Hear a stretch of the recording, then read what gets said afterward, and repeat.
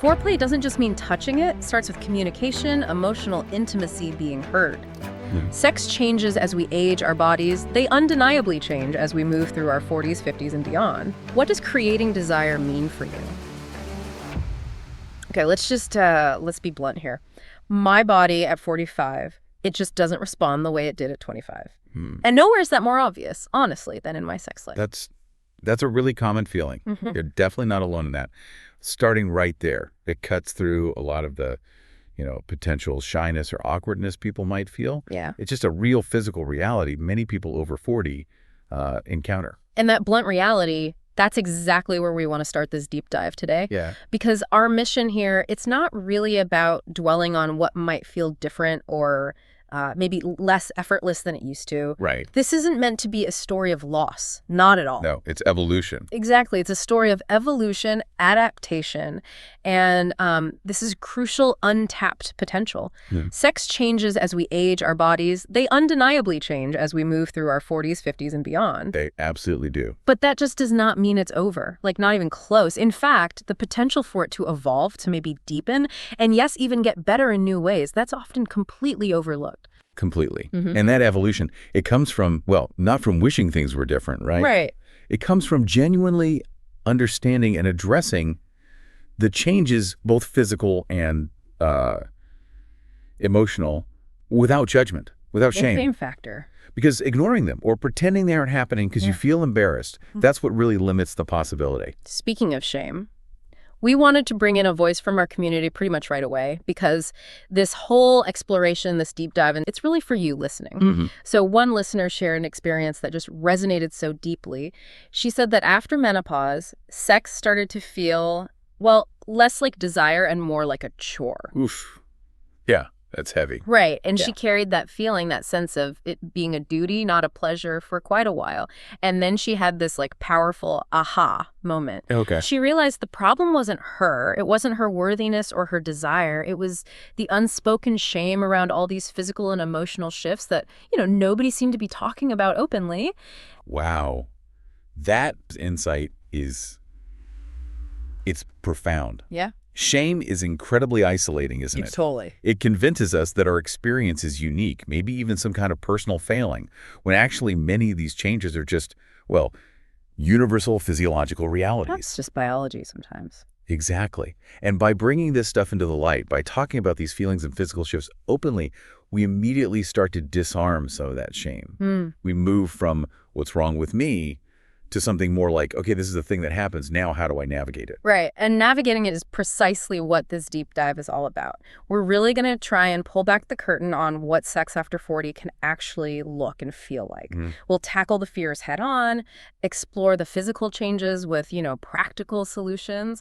But also we want to spend significant time on that incredible untapped potential for it to be richer, more connected, maybe more pleasure-focused than ever. Yeah, because it really can be. We're going to talk about everything that came up in this reading, the physical side, like understanding lubrication and libido, and also the emotional side, bringing in real stories from women who are, in the thick of it, living it, figuring it out. Because armed with understanding, that's when you reclaim your agency over your own sexual health and expression. Okay, so let's unpack this first big piece, the physical reality check. Your body is absolutely talking to you. And the fundamental question is, are you really listening and understanding what it's saying? We often think of sex as just an emotional or physical thing, but let's be real, it's also a cardiovascular event. A healthy heart equals a healthy sex life. Connecting sexual health directly to cardiovascular health. Yeah.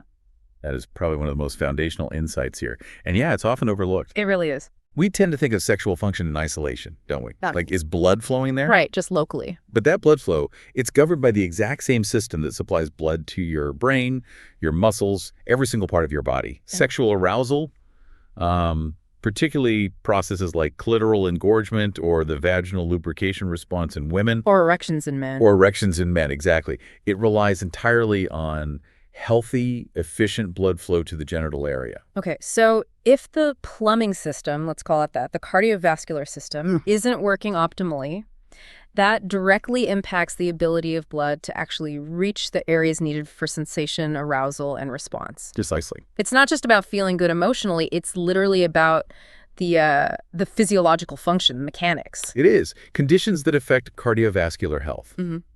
Things like high blood pressure, high cholesterol, diabetes, or even just atherosclerosis, that hardening of the arteries. They don't just affect blood flow to major organs. They impact flow everywhere, to the periphery, including the pelvic region. Think of those arteries like pipes. If the pipes are narrowed or clogged, the water pressure drops everywhere. Right, makes sense. Well, for sexual function, you need good water pressure and unobstructed flow. Supporting your heart health directly supports your sexual vitality because it keeps those pathways clear. That framing makes it incredibly clear why general wellness isn't just a nice to have. It's actually foundational to sexual function as we age. Foundational is the right word. So the actionable advice that flows from this, it isn't about finding some magic pill for desire. No. It's about supporting that core physical wellness, movement as a key piece for blood flow. It emphasizes it doesn't have to be like intense gym sessions. Right, which is a relief for many people. Totally. It says movement boosts circulation to your pelvic area.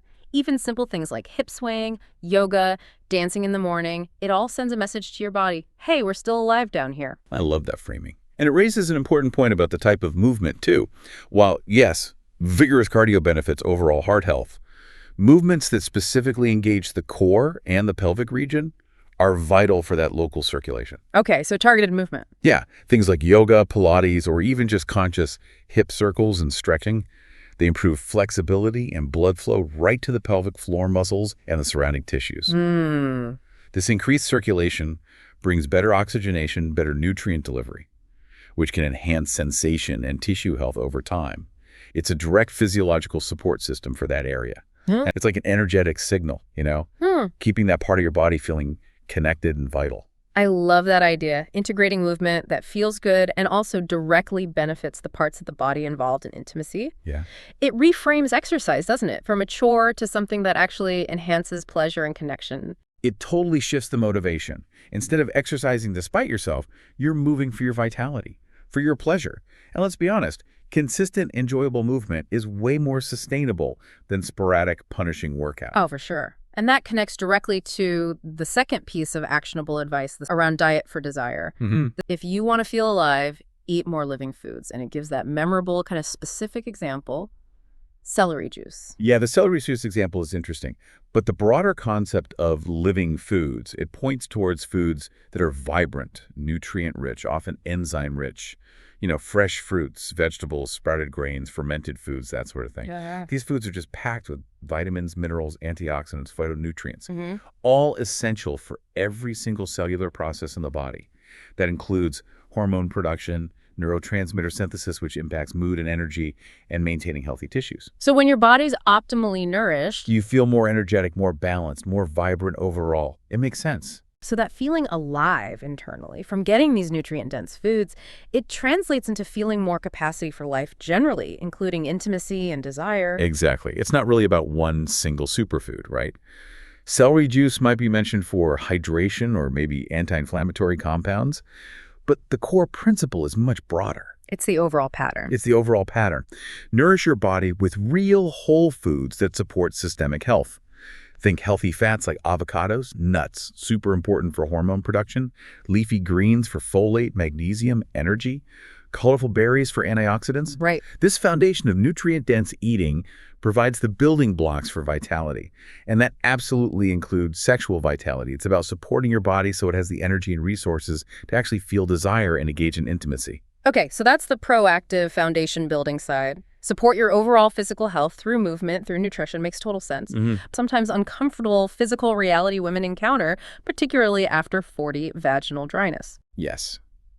We have to talk about this. This is common, it's linked to estrogen drops, and it's a physiological change. It's not a personal failure. This is absolutely crucial to normalize and discuss openly. As women approach and go through perimenopause and menopause, the ovaries gradually produce less estrogen. It's just what happens. Yeah. And estrogen has receptors all over the body, but abundantly in the vaginal tissues, the vulva, the urethra. Estrogen is what's responsible for maintaining the thickness, the elasticity, the natural lubrication, the blood flow to these tissues. So when estrogen declines, When estrogen levels decline, these tissues can become thinner, less elastic, more fragile, and produce significantly less natural moisture. It's physiology. And that leads to the symptoms. Right. That can lead to dryness, itching, burning, and discomfort, or even pain during sexual activity. It's a direct consequence of hormone changes, not a sign that you're not aroused enough or you did something wrong. Internal moisturizers like vitamin E suppositories and also estrogen cream. Yes, and it's important to understand the difference between those. Internal moisturizers, like the ones with vitamin E or maybe hyaluronic acid, they work locally. They attract and hold water in the vaginal tissues. Like a moisturizer for your face, but... Exactly. It's like a daily moisturizer for the vagina, improving hydration and comfort over time. They don't contain hormones, and you can get them over the counter. Okay. Estrogen cream or gels or suppositories, that's different. That's a form of local hormone therapy.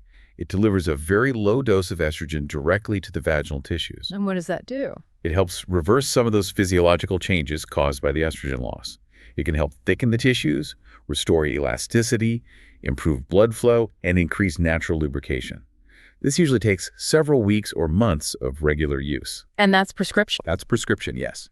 It's very effective for moderate to severe symptoms and generally considered safe for most women, but it's definitely something to discuss with your healthcare provider. It feels really empowering just knowing there are effective, evidence-based options available to directly address the physiology and restore comfort, because comfort is so fundamental to enjoyment, right? Absolutely fundamental. It's about proactive management. Recognizing this is a treatable symptom of hormonal change, not some unavoidable end to comfortable sex. Okay. And building on that topic, moisture and comfort includes what feels like a really non-negotiable, critically important rule, especially for anyone navigating intimacy with new partners or casual partners or just needing pregnancy or STI prevention. This is vital. It gives a stark warning. So many women think coconut oil is the answer for everything, and it's great for external massage. But listen closely. If you are using condoms, you absolutely cannot use an oil-based lubricant. It breaks down latex. This is Yeah. life-saving, or at least barrier-saving, information that is just not widely known enough. It is critical for preventing unintended pregnancies and the transmission of STIs if you're relying on latex condoms. So why exactly does oil have this, destructive effect on latex? What's the science bit? Okay, so latex is a natural rubber product, right? Many oils, coconut oil, mineral oil like baby oil, petroleum jelly like Vaseline, massage oils, lotions, even some natural body butters or oils like shea butter, they act as organic solvents for rubber. Solvents, like they dissolve it. Pretty much. When these oils contact the latex condom material, they cause the rubber to degrade, to weaken, to lose its structural integrity. Think of it like the oil starts to, dissolve the rubber. Oh, wow. This makes the condom much, much more likely to tear or break or even develop microscopic holes or pores. Things you can't see, but they're big enough to allow semen or infectious bodily fluids containing STIs like HIV, gonorrhea, chlamydia to pass right through. So essentially, you're using a condom for protection, but if you pair it with an oil-based lube, you're completely undermining the very barrier you're relying on. That's exactly the risk. You might as well not be using it in terms of reliability. The barrier function is compromised. Completely. Stick to water-based or silicone-based lubricants when you're using latex condoms. Okay. Water-based or silicone-based, and why are they safe with latex? Right, so water-based lubes are mostly water and glycerin or similar water-soluble stuff. These substances just don't react with or degrade latex. They provide lubrication, feels pretty natural initially, easy to clean up, totally condom safe. Got it. And silicone? Silicone-based lubricants are made from synthetic polymers. Like water, silicone doesn't chemically interact with or break down latex rubber. The advantage of silicone lubes is they tend to be very long-lasting, very slick, they don't need frequent reapplication, and they're waterproof. Okay. Any downsides? Well, they can be a bit trickier to clean up than water-based ones. You often need soap and water, maybe specific cleansers, but safety-wise with latex condoms, entirely safe. That distinction is just incredibly important practical knowledge. It really highlights that addressing dryness or just wanting extra glide isn't only about comfort. It's about making informed choices that ensure safety if you're using barrier methods. Absolutely. It's a vital piece of the whole sexual health conversation, especially as people might be dating or changing partners after 40. It really underscores that navigating intimacy requires practical knowledge, right? Awareness of your body's needs, and understanding the tools available to support both pleasure and responsible sexual health. Okay, so we've really dug into the physical realities from the heart connection to managing dryness and, crucially, using safe lubricants. Yeah, covered a lot of ground there. But it reminds us that intimacy is never just physical. The emotional and psychological landscape, that's just as significant, maybe even more so sometimes. Oh, Especially when you're navigating changes or, maybe most vulnerably, navigating intimacy after a significant pause, a long break. this is where the conversation really moves inward, doesn't it? Our emotional state, our past experiences, our current feelings of vulnerability or confidence, they profoundly shape our desire and our capacity for intimacy. Yeah. And for many women over 40, life circumstances, things like divorce, widowhood, maybe focusing intensely on parenting or career, can lead to unintended, sometimes very, very long breaks from sexual activity. Perfectly captures the core fear that can arise when you're facing the possibility of resuming intimacy after a pause like that. It gives voice to it directly. One of the most vulnerable things we heard from our community was about the fear of starting over. What happens when the plies last longer than you ever intended? Ooh, that question carries so much emotional weight, doesn't it? It really does. It's about the fear of being out of practice, the fear that your body might not respond correctly, whatever that means, the fear of judgment from a new partner, or maybe even judgment from yourself. It's just the daunting prospect of re-entering a world where intimacy may be felt natural or at least familiar, but now feels foreign or intimidating. And the listener stories shared, they really put a human face on this fear. The first one is from a 57-year-old listener. She made a conscious choice for abstinence after her last relationship ended. Okay. And she shared the reality. It's now been 16 years. I'm 57 now and not sure how to engage. Everything used to flow effortlessly. That phrase, everything used to flow effortlessly. Wow. That speaks to such a common ideal, right? Yeah. The idea that good sex should just be spontaneous, unthinking, it should just happen naturally. And when you're faced with a long break, the gap between that ideal and the reality of feeling rusty or unsure, it can feel paralyzing. And you've forgotten how. Exactly. It's the fear that you've lost a skill, that the connection won't be there, or that the intimacy you remember feeling effortless now seems like some kind of performance you're no longer equipped for. Yeah. There's just a huge vulnerability in facing that potential awkwardness or perceived loss of spontaneity. And the passage of 16 years, I mean, that brings not just physical changes, but huge shifts in self-perception, life experience, maybe a different set of priorities or comfort levels than you had all those years ago. Absolutely. It's not just about the physical act. It's about reintegrating intimacy into a life that has fundamentally moved on. Yeah. You're not the same person. Yeah. And that's okay. It's not a bad thing. But it means approaching intimacy from a new vantage point, acknowledging that it might require conscious effort, communication, maybe a slower pace than it did before. That's a key step in managing expectations and just being kind to yourself through it. The second listener story, it touches a similar chord of concern around time, but from a slightly different angle, an unintended break. This listener raised her daughter alone. She expected maybe a 5-year hiatus from dating, but life, as it often does, had other plans. Happens all the time. Right. That break stretched into 16 years, and that led to her expressing this concern. I'm concerned I waited too long. Oh, that one resonates deeply because it highlights how life just takes over sometimes. Parenthood, career, caring for others, these priorities can consume years, and then suddenly you look up and a pause you thought was temporary has become a really long one. Yeah. And that fear, I waited too long, is born from this societal narrative, isn't it? That suggests women have some kind of limited window for desirability or sexual connection. Like there's an expiration date. Exactly. It's the worry that opportunity has passed you by simply because of the passage of time and life circumstances. It specifically addresses that listener and really anyone feeling that sense of having missed the boat. It says, let me say this directly to her and to anyone feeling this way. You have not waited too long. Your desire still matters. You are still worthy of love, touch, and connection. Yes. This message is just incredibly important to hold on to. Time does not diminish your intrinsic worthiness of love or touch or intimacy, period. Life happens, pauses occur, sometimes for reasons entirely beyond our control. But those pauses don't put an expiration date on your capacity for desire or connection.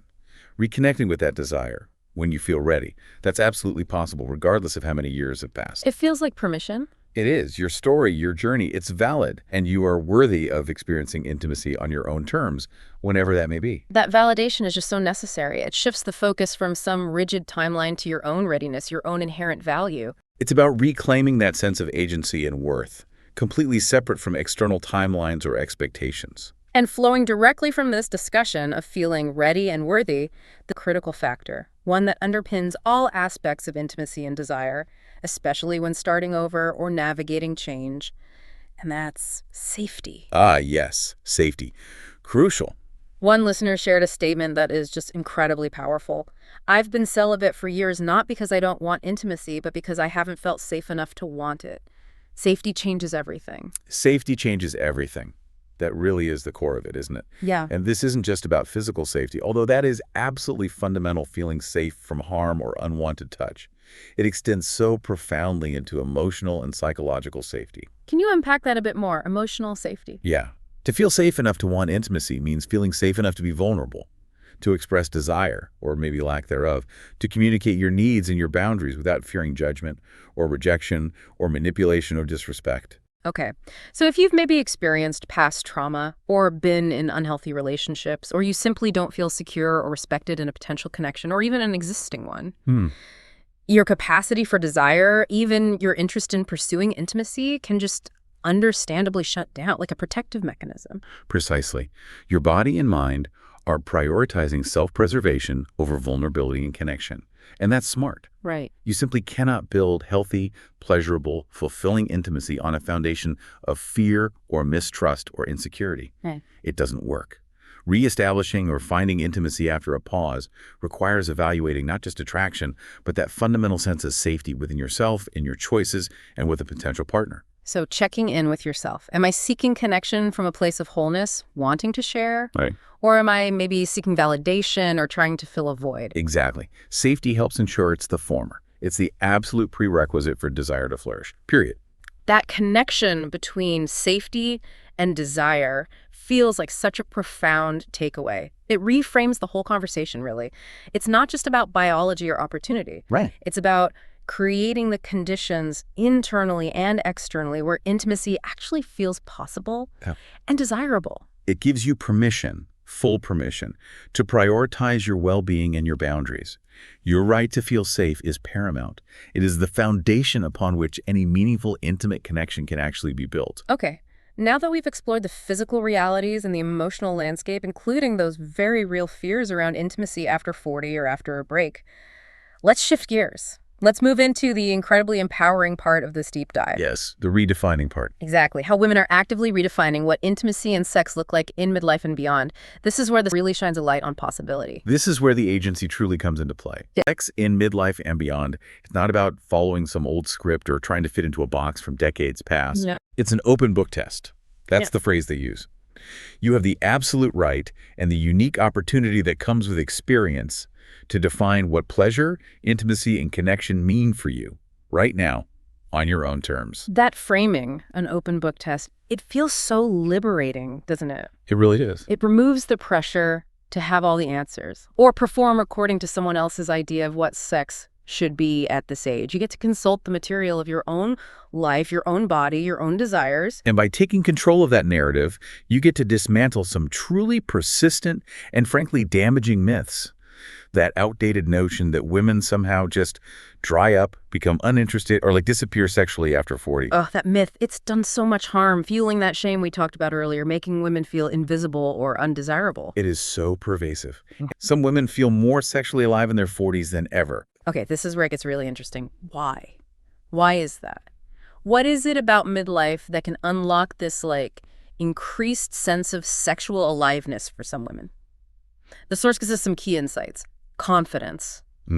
Confidence. It's emotional maturity. Yeah. And having zero interest in pretending. I love that one. Zero interest in pretending. That's huge. This is where the non-physical aspects become actual superpowers. As women gain life experience, navigate challenges, hopefully shed some of the external pressures that weighed them down in younger years, they often develop a deeper sense of self-acceptance, confidence. They know who they are, what they like, what they dislike, and they're less concerned with seeking external validation or conforming to someone else's expectations. Makes sense. Emotional maturity means better communication skills, usually, a greater understanding of their own needs, and the ability to actually articulate them. And the zero interest in pretending. That's the ultimate freedom, isn't it? It means no longer performing sex, no longer saying yes when you really mean no. It means focusing on genuine pleasure and authentic connection.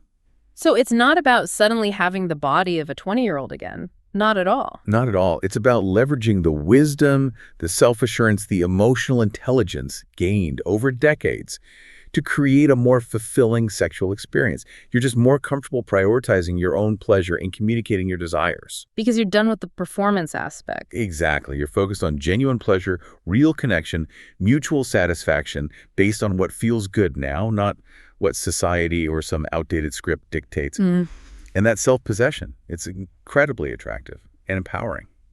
This shift in perspective, it naturally leads to redefining what sex itself even means.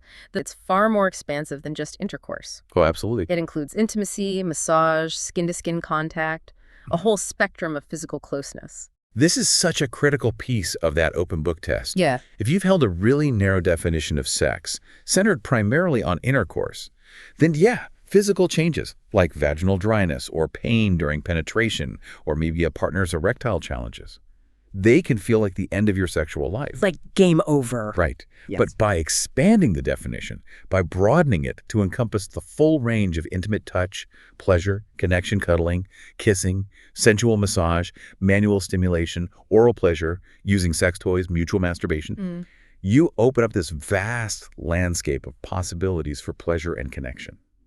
Regardless of the physical feasibility or desirability of specific acts like intercourse at any given moment. So it's about focusing on shared pleasure and connection in whatever forms feel good and accessible to both partners. Yes. It allows for adaptation, creativity, continued intimacy, even as bodies inevitably change. It means pleasure is always on the table. It means the connection and the intimacy can thrive even if the specific acts change over time. Yeah. It's about prioritizing pleasure together in ways that work for both of you now. Right. And this redefinition, it extends to foreplay as well, doesn't it? The really powerful point that foreplay doesn't just begin with physical touch leading to intercourse. No, it starts much earlier and deeper. Yeah. Foreplay doesn't just mean touching it. It starts with communication, emotional intimacy being heard. This is fundamental. Especially in established long-term relationships, desire often isn't just a switch you flip, right? Definitely not. It's more like a temperature. Yeah. It needs to be maintained and raised through daily connection. Feeling emotionally connected to your partner, feeling genuinely seen, heard, understood, having open, honest communication about your lives, your feelings, your needs. That is the real foundation of desire and physical intimacy. So if you're feeling disconnected emotionally, maybe communication is strained, or you just don't feel heard or valued in the relationship, no amount of physical touch is going to magically create desire or make physical intimacy feel fulfilling or easy. It's exactly right. The real foreplay is built in the everyday interactions, the emotional connection, that feeling of being a team. It elevates the importance of the quality of the relationship itself as the primary driver of desire and intimacy. It moves way beyond some checklist of physical acts preceding sex and positions it as this ongoing cultivation of emotional closeness. That's what makes physical intimacy feel desirable and safe and meaningful. It's about connecting hearts and minds first. Which then makes connecting bodies feel natural and exciting. Which brings us to a wonderfully practical and honestly relatable piece of advice about prioritizing comfort and ease. Yes, love this part. It says, let's normalize not throwing your back out for a Kama Sutra position. Yes, please. Be okay laughing during it because real sex in midlife often comes with bloopers. This is just permission to let go of the performance pressure. Bodies change. You might have a trick knee, a stiff back, maybe just less overall physical stamina than you did decades ago. It happens. Yeah. Prioritizing comfort means choosing positions, locations, activities that feel good and are physically sustainable for you. Not trying to contort yourself into something painful or awkward just because you saw it in a book or a film. It's about finding what's enjoyable and accessible for your body right now. Exactly. And embracing the bloopers.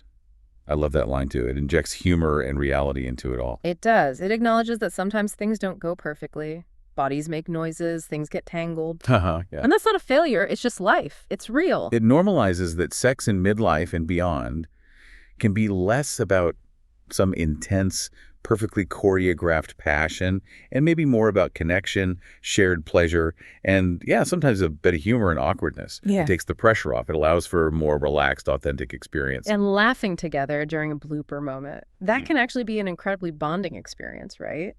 deepening the intimacy rather than detracting from it. Totally. It builds connection. And powerfully wraps up this section on redefining sex with a listener story that just embodies all of these points. Resilience, adaptation, partnership, the enduring power of intimacy. It's the couple. They're 51 and 53. They've navigated significant physical challenges, specifically 2 knee surgeries between them, and yet they are still engaged in a sexual relationship. Yeah. Quotes the listener saying, "I'm 51, my husband is 53, we've been through 2 knee surgeries, our sex life has changed, but we're still here." And the reaction is just, that's the realest thing I read all week. That story is incredibly resonant because it is the reality for so many people. Life throws curveballs, health issues, stress, physical limitations. But their statement, our sex life has changed, but we're still here. That's such a testament to the adaptability and resilience of intimacy within a committed partnership. They haven't given up. They've found ways to evolve. They've likely had to redefine what sex means for them, prioritize comfort, maybe rely more on emotional intimacy and other forms of touch. It just shows that intimacy isn't static. It's a living, breathing thing that changes as you and your partner change. Exactly. It's not about desperately holding on to how things used to be, but about navigating the present together, finding new ways to connect and experience pleasure.